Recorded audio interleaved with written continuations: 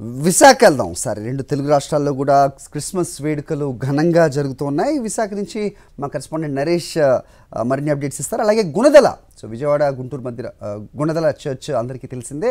మేరీమాత ఆలయం అక్కడ ఉంటుంది, చాలా ప్రసిద్ధి చెందింది. అక్కడ మా కరెస్పాండెంట్ అశోక్ కూడా ఉన్నారు. ముందుగా నరేష్తో మాట్లాడదాం. నరేష్, చెప్పండి, సో వైజాగ్ క్రిస్మస్ వేడుకలు ఎలా చేసుకుంటోంది? ఎక్కడున్నారు ప్రస్తుతం మీరు? ఎలాంటి వాతావరణం కనిపిస్తోంది? అప్డేట్ చెప్పండి. హరి, ప్రస్తుతం మనం సాగర తీరాన ఒడ్డున ఉన్నాము. సాగర తీరాన ఎంతో ఘనంగా కూడా క్రిస్మస్ వేడుకలు జరుగుతున్నాయి. ప్రస్తుతం మనం చూసుకోవచ్చు, భారీ ఎత్తున కూడా ప్రార్థనలు జరుగుతున్న పరిస్థితి. నిన్న రాత్రి నుంచి కూడా ప్రత్యేక ప్రార్థనలు మొదలయ్యాయి. అయితే దీనికి సంబంధించి ఎందుకంటే క్రైస్తవులందరూ కూడా ఎంతో భక్తి శ్రద్ధలతో కూడా ఈ ప్రార్థనలు జరుగుతున్న పరిస్థితి కనిపిస్తుంది. ప్రస్తుతం మనతో పాటు శామ్యుల్ గారు ఉన్నారు. వారిని అడిగి ఎటువంటి ప్రార్థనలు జరుగుతున్నాయి, ఎప్పటి నుంచి ప్రార్థనలు మొదలు పెట్టారు అని అడిగి తీసుకుని ప్రతిచేద్దాం. శామ్యుల్ గారు, చెప్పండి, ఏ సమయం నుంచి కూడా ప్రార్థనలు మొదలయ్యాయి? ప్రత్యేక ప్రార్థనకు సంబంధించి ఎంతవరకు జరుగుతుంటాయి? ముఖ్యంగా సాక్షి టీవీ ప్రేక్షకులందరికీ కూడా క్రిస్మస్ శుభాకాంక్షలు తెలియజేస్తా ఉన్నాను. సో ఈరోజు ఉదయకాలం 6 గంటల నుంచే ఇక్కడ క్రిస్మస్ ఆరాధన అనేది జరగడం ప్రారంభించాము. సో ఆల్మోస్ట్ చీకటితోటే వేలాది మంది ప్రజలు ఇక్కడికి వచ్చి మిరాకల్ సెంటర్ నుంచి వచ్చి క్రీస్తుని ఆరాధించడానికి ఇక్కడికి వచ్చారండి.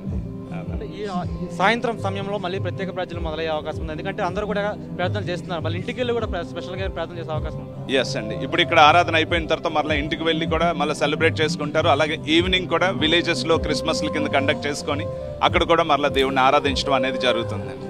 విశాఖపట్నంలో బీచ్ అనేది చాలా ప్రసిద్ధి చెందింది. దానికి సంబంధించి కూడా సాగర్ తీరాన్ని ఈ ప్రార్థనలు పెట్టాలని ఎందుకు అనిపించింది మీకు? ఈ విధంగా ఉదయాన్నే చక్కని వాతావరణంలో మిరాకల్ సెంటర్ అంతా కలిసి ఆరాధిద్దామని చెప్పి మేము అనుకున్నాము. అలాగే ఇక్కడ అంతా ఏర్పాటు చేయడం జరిగింది. దేవుడు లోకాన్ని ఎంతో ప్రేమించి తన ప్రియ కుమారుని ఈ లోకాన్ని పంపించిన శుభ సందర్భంలో మేమందరం కలిసి ఈ విధంగా ఆరాధించడం మాకు చాలా సంతోషకరం. సాధారణ రోజుల్లో కూడా మిరాకల్ సెంటర్లో ప్రార్థన చేస్తాయి, కానీ ఈ క్రిస్మస్ రోజు స్పెషల్గా ఎటువంటి ప్రార్థనలు ఉంటాయి, ఎటువంటి కార్యక్రమాలు ఉంటాయి, ఏ సమయం నుంచి మొదలవుతుంది? యాక్చువల్గా ప్రతి ఆదివారం అలాగే ఫ్రైడేస్ కూడా ఆరాధనలు ఉంటాయి. అయితే ఎక్కువ మంది ఒకసారి ఆరాధించాలంటే మనకి 5 సర్వీసెస్ ఉంటాయి. అయితే అందరూ కలిసి ఆరాధించడానికి ఇది అనువైన చోటు కనుక ఇక్కడ మేము ఏర్పాటు చేయడం జరిగిందండి. చూసుకోవచ్చు, మన సాగర్ తీరాన ఒడ్డున ఈ విధంగా కూడా పూర్తిగా ప్రత్యేక ప్రార్థనలు జరుగుతున్నాయి. భారీగా కూడా క్రైస్తవులు ఇక్కడ రావడం జరిగింది. అదేవిధంగా ప్రత్యేక ప్రార్థనల నేపథ్యంలో కూడా క్రైస్తవులందరూ కూడా ఒక దగ్గరికి చేరుకొని ఈ విధంగా సాగర్ తీరాన సాగర్ ఒడ్డున కూడా ఈ విధంగా ప్రత్యేకంగా అంతా కూడా ప్రార్థనలు చేస్తున్న పరిస్థితి కనిపిస్తుంది. అయితే పూర్తిగా మరొకసారి మరికొంతమందిని మాట్లాడించే ప్రయత్నం చేద్దాం. ఎటువంటి ప్రార్థనలు జరుగుతున్నాయి, ఏ విధంగా జరుగుతున్నాయి ప్రార్థనలు, ఏ సమయం నుంచి కూడా మొదలయ్యాయి, ఆ భక్తులు కూడా ఏమంటున్నారు?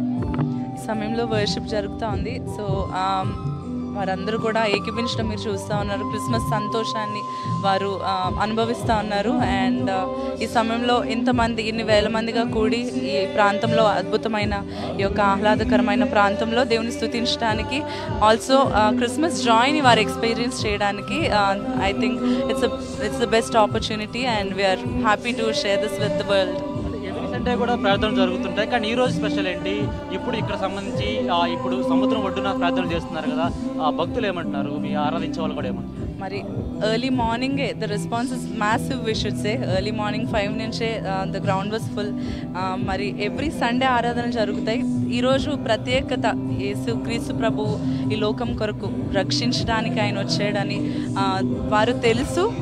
ఆ యొక్క జ్ఞానాన్ని, ఆ యొక్క జాయ్ని వీరందరూ కూడా సెలబ్రేట్ చేసుకోవడానికి ఇక్కడికి వచ్చారు. అందుని బట్టి మిడ్ నైట్ నుంచి కూడా ఈ ప్రత్యేక ప్రార్థనలు మొదలయ్యాయి కదా, నైట్ ప్రార్థనలకి ఉదయం ప్రార్థనలకి తేడా ఏంటి చెప్పగలరు?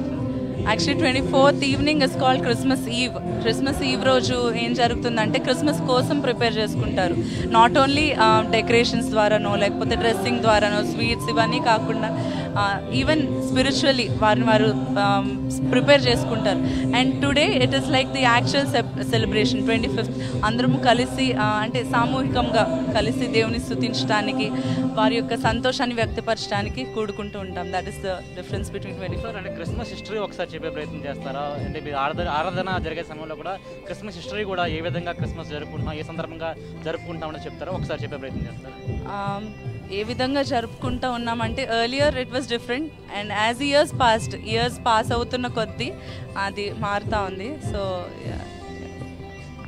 ఎస్ రైట్, ఇది పరిస్థితి. క్రిస్మస్ వేడుకలు విశాఖపట్నంలో ఎంతో ఘనంగా జరుగుతుంది. నిన్న అర్ధరాత్రి నుంచి కూడా ప్రత్యేక ప్రార్థనలు మొదలయ్యి అందులో భాగంగానే ఇప్పుడు మిరాకిల్ సెంటర్ ఆధ్వర్యంలో కూడా సాగర్ తీరాన ఎంతో ఘనంగా కూడా క్రిస్మస్ వేడుకలు వందలాది మంది క్రైస్తవుల మధ్యన జరుగుతున్న పరిస్థితి కనిపిస్తుంది. హరి, ఓకే నరేష్. సో గుణదల వెళ్దాం. అశోక్ ఉన్నాడు మా కరెస్పాండెంట్, అలాగే గుంటూరు ఫిరంగిపురం దగ్గర కూడా మా కరెస్పాండెంట్ అశోక్ ఉన్నారు. ఇద్దరితో మాట్లాడదాం.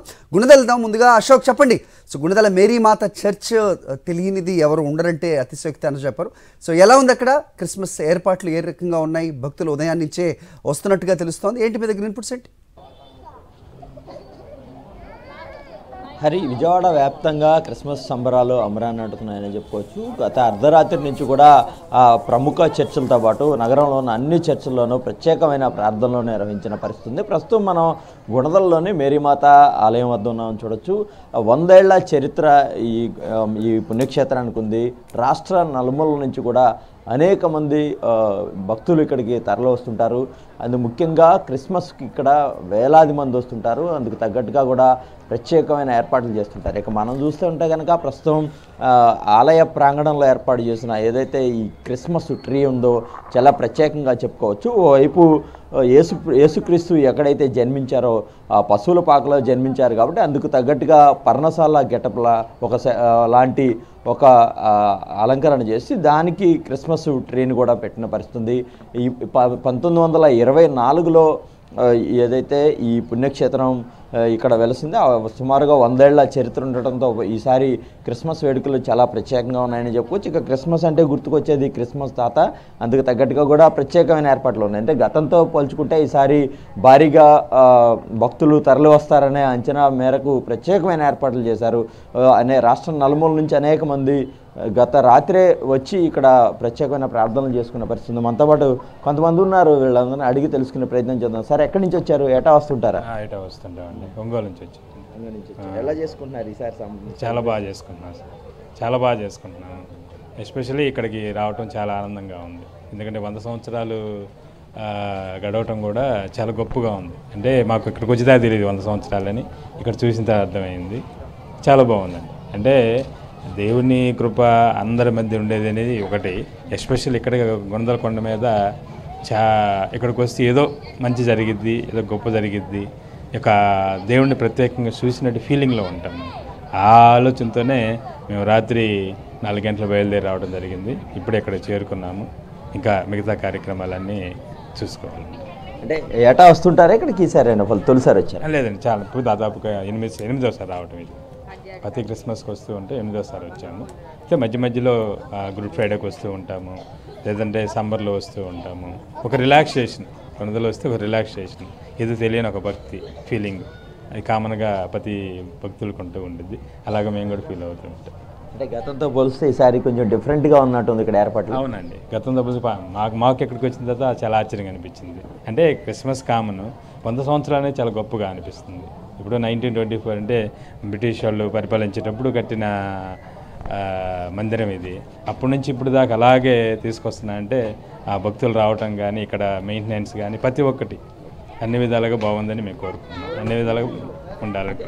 ఈసారి 100వ సంవత్సరం కావడంతో ఈ క్రిస్మస్ సంబరాలు తమకు ఎంతో ప్రత్యేకత అని కూడా ఇక్కడికి వచ్చిన భక్తులందరూ కూడా చెప్తున్న పరిస్థితి. మొత్తానికి కూడా ఒక ఆధ్యాత్మిక శోభ ఇక్కడ నెలకొన్న పరిస్థితి మనకు కనిపిస్తుంది.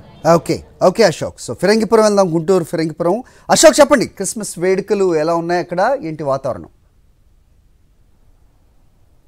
జిల్లా వ్యాప్తంగా గుంటూరు జిల్లాలో క్రిస్మస్ వేడుకలు అత్యంత ఘనంగా జరుగుతున్నాయి. పూర్తి స్థాయిలో మనం ఇప్పుడు ఫిరంగిపురం చర్చిలో ఉన్నాము. ఇది అత్యంత చరిత్ర గల చర్చి. రాత్రి దాదాపు వేలాది మంది, జిల్లా నలుమూల నుంచి వేలాది మంది పెద్ద ఎత్తున తరలి వచ్చి ఇక్కడ ప్రత్యేక ప్రార్థనలు నిర్వహించారు. పూర్తిగా రాత్రి దాదాపు 10:30 నుంచి తెల్లవారుజామున 4:30 వరకు ప్రార్థనలు నిర్వహించారు. మళ్ళీ 5:30 నుంచి ఇప్పటి వరకు 7:30 వరకు ప్రత్యేక ప్రార్థనలు కూడా నిర్వహించారు.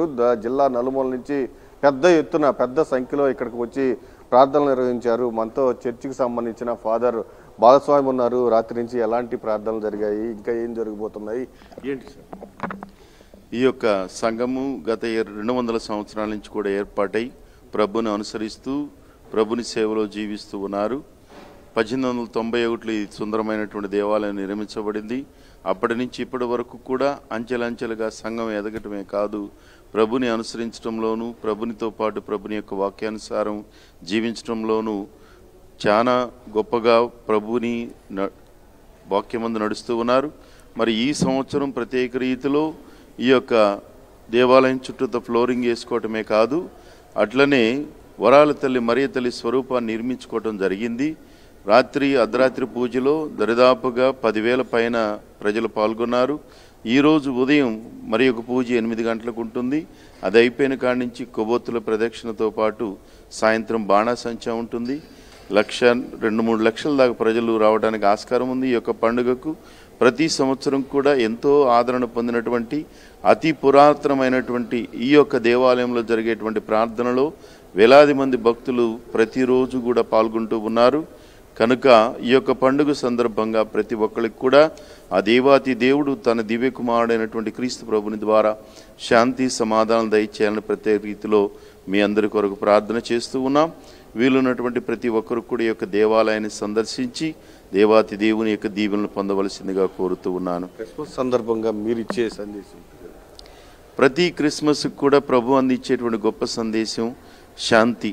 ఈ శాంతి అనేటువంటిది ప్రపంచ నలుమూలలో కూడా వ్యాప్తి చెందాలని, ప్రతి కుటుంబంలో కూడా అశాంతిని తొలగించి శాంతిని అందిస్తూ, అదేవిధంగా ప్రతి హృదయంలో కూడా కలతలు, అదేవిధంగా ప్రతి ఒక్కరు కూడా శాంతి సమాధానంతో ఉండాలనేటువంటిది నేను కోరుకుంటూ ఉన్నాను. ఎందుకనగా ఆ ప్రభు ఉదయించినటువంటి వేళ మన హృదయాలలో శాంతి సమాధానాలు, ప్రేమ సంతోషాలు, ఆప్యాయత అనురాగాలు ఉండాలి.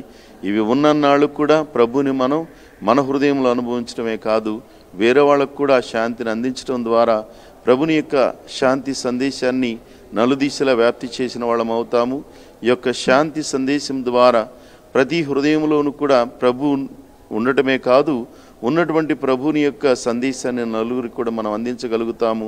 అదేవిధంగా ప్రతి సంఘంలో కూడా ఇలాంటి శాంతి సమాధానాలు, ప్రేమ సంతోషాలు నెలకొని ఉన్న ఎడల కక్షలు కార్పణ్యాలకు తోడుండదు. అక్కడ ప్రభు ఆశించినటువంటి దైవరాజ్యం వ్యాప్తి చేయడానికి, నిలకడగా ఉండడానికి, ప్రజలందరూ కూడా దైవరాజ్యంలో జీవించడానికి అవకాశం ఉంటూ ఉంది. సాయంత్రం వరకు ఎలాంటి ప్రార్థనలు, ఇక్కడ ప్రత్యేకమైన ఇంకా కొన్ని ప్రార్థనలు ఏమైనా జరుగుతాయి?